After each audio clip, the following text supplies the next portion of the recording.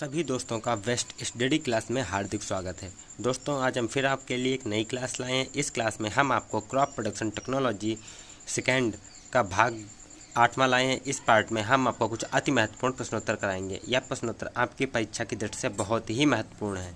तो समय को नष्ट न करते हुए बढ़ते हैं आज के पहले प्रश्न की ओर। आज का पहला प्रश्न है, किस जिले में सर्वाधिक मक्का उत्पादन होता है?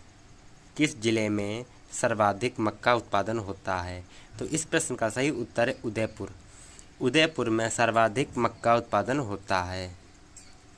नंबर 2, गेहूं की कटाई कितने दिनों में की जाती है? गेहूं की कटाई कितने दिनों में की जाती है?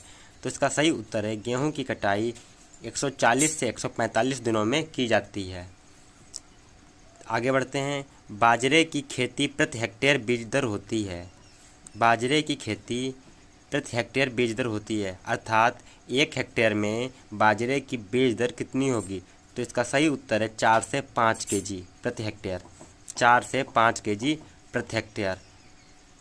बढ़ते हैं आगे, हरी खाद वाली फसल है। हरी खाद वाली फसल है तो कौन कौन सी हरी खाद वाली फसलें हैं? सनई व ढेंचा। राजस्थान की कौन सी फसल तिलहन उत्पादन में पूरे भारत में प्रथम है? राजस्थान की कौन सी फसल तिलहन उत्पादन में पूरे भारत में प्रथम है? तो इसका सही उत्तर है सरसों। सरसों राजस्थान की एक ऐसी फसल है जो पूरे भारत में प्रथम है, अर्थात अग्रणी है।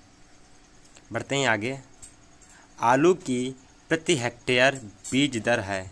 आलू की प्रति हेक्टेयर बीज दर है तो इसका सही उत्तर है 25 से 30 केजी प्रति हेक्टेयर। 25 से 30 किलोग्राम प्रति हेक्टेयर। बढ़ते हैं आगे, राजस्थान में किस फसल का क्षेत्रफल ज़्यादा है? दोस्तों यहाँ पर क्षेत्रफल अधिक की बात की गई है, तो राजस्थान में बाजरा की फसल का क्षेत्रफल अधिक है।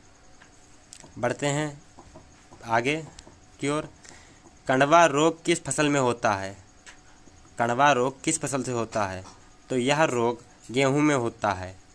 कणवा रोग गेहूं में होता है और कणवा रोग की रोकथाम के लिए किसका प्रयोग किया जाता है? तो कणवा रोग की रोकथाम के लिए वीटावैक्स का प्रयोग किया जाता है। किसका किया जाता है? वीटावैक्स का प्रयोग किया जाता है। अगला क्वेश्चन, सरसों की उपयुक्त किस्में हैं। सरसों की उपयुक्त किस्में कौन कौन सी हैं? तो इसका सही उत्तर है RH30, Varuna T59, RH30, Varuna T59। यह सरसों की उपयुक्त किस्में हैं। यह मुख्यतः राजस्थान में बोई जाती हैं। अगला प्रश्न, सोयाबीन में प्रोटीन का अंश होता है। सोयाबीन में प्रोटीन का अंश 40% होता है और वहीं तेल का प्रतिशत कितना होता है? 20% होता है, जो कि हम आपको पिछली वीडियो में बता चुके हैं। अगला प्रश्न, ऐसी कौन सी फसल जिसे दलहन और तिलहन दोनों में उगाया जा सकता है?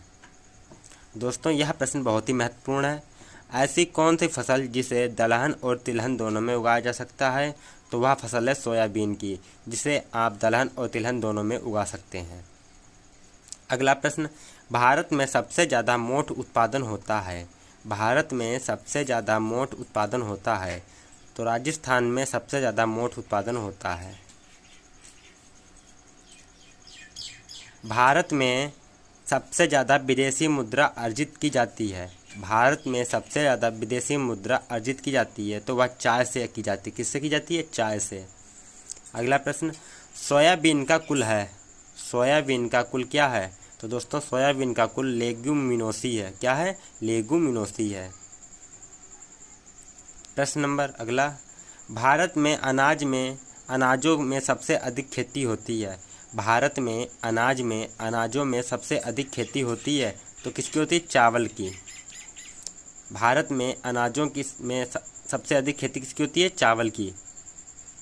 अगला प्रश्न, 2020 में गेहूं का विश्व उत्पादन मिलियन टन रहा।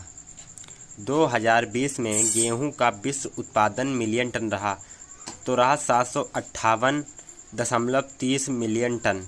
विश्व में 2020 में 758.30 मिलियन टन गेहूं उत्पादन रहा।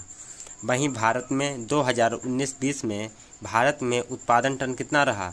दोस्तों यह भी प्रश्न बहुत ही महत्वपूर्ण है। तो 107 मीट्रिक टन 2019-20 में भारत में गेहूं उत्पादन टन 107 मीट्रिक टन रहा। अगला प्रश्न जो कि दोस्तों बहुत ही महत्वपूर्ण है परीक्षा की दृष्टि से, ब्रड गेहूं है। ब्रड गेहूं क्या है? तो ब्रड गेहूं है ट्रिटिकम ब्यूटीवीम है। ब्रड गेहूं क्या है? ट्रिटिकम ब्यूटीवीम है। दोस्तों अगर आपको हमारा वीडियो पसंद आया हो तो वीडियो को ज़्यादा से ज़्यादा लाइक करें, शेयर करें तथा चैनल को सब्सक्राइब करना ना भूलें, जिससे कि चैनल पर आने वाले सभी प्रकार के वीडियोज का नोटिफिकेशन आपको सबसे पहले प्राप्त हो। मिलते हैं अगले वीडियो में नए प्रश्नों के साथ। जय हिंद, जय भारत।